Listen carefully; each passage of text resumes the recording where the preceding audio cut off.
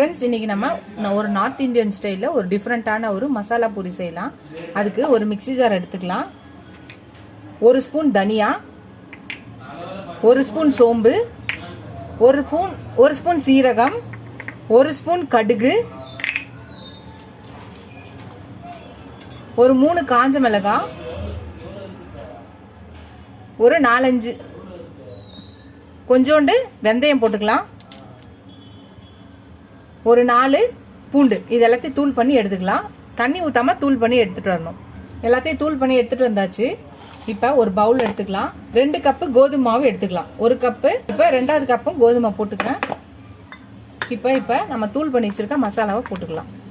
இதுக்கு தேவையான உப்பு போட்டுக்கலாம், சால்ட்டு. அப்புறம் பார்த்தீங்கன்னா கருஞ்சீரகம் ஒரு 1/2 ஸ்பூன், ஓமம் 1/2 ஸ்பூன். இப்போ எல்லாத்தையும் நல்லா மிக்ஸ் பண்ணிக்கலாம். ஒரு 1/4 ஸ்பூனுக்கு கம்மியான மஞ்சள் போட்டுக்கலாம். இப்போ கொஞ்சம் கொஞ்சமாக நம்ம தண்ணி தெளித்து இதை பிசைஞ்சிக்கலாம். சப்பாத்தி மாவு பிசைஞ்சிக்கலாம். மாவு நல்லா நம்ம பிசைஞ்சு வச்சாச்சு. நம்ம இப்போ பூரி திரட்டுற மாதிரி திரட்டிக்கலாம். எப்பயும் போல தான் நம்ம குட்டி குட்டி உருண்டையை எடுத்து நம்ம நார்மலாக பூரி திரட்டுற மாதிரி திரட்டிக்க வேண்டியதான். நம்ம பூரி மாதிரி திரட்டிக்கலாம். இதே மாதிரி எல்லாத்தையும் நம்ம திரட்டி வச்சுக்கலாம். எல்லா பூரிஸை போட்டு எடுத்தாச்சு. கடாயில் எண்ணெய் வச்சாச்சு. இப்போ நம்ம பூரி போட்டுடலாம். எண்ணெய் காஞ்சிடுச்சு. வேகட்டும். வெந்தோடனே திருப்பி போடலாம்.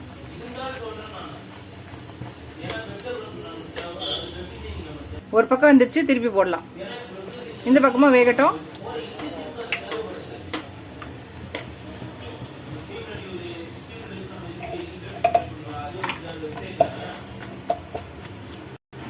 வெந்துடுச்சு. இப்போ எடுத்துடலாம். எடுத்து தட்டில் வச்சிடலாம்.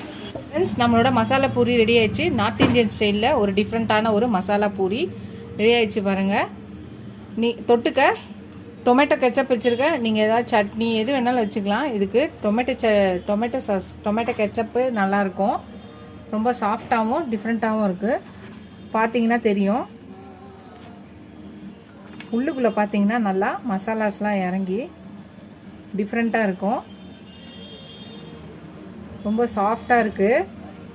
நீங்களும் இந்த ரெசிபியை ட்ரை பண்ணி பாருங்கள். ட்ரை பண்ணி பார்த்துட்டு எப்படி இருக்குன்னு சொல்லுங்கள் இந்த மசாலா பூரியை.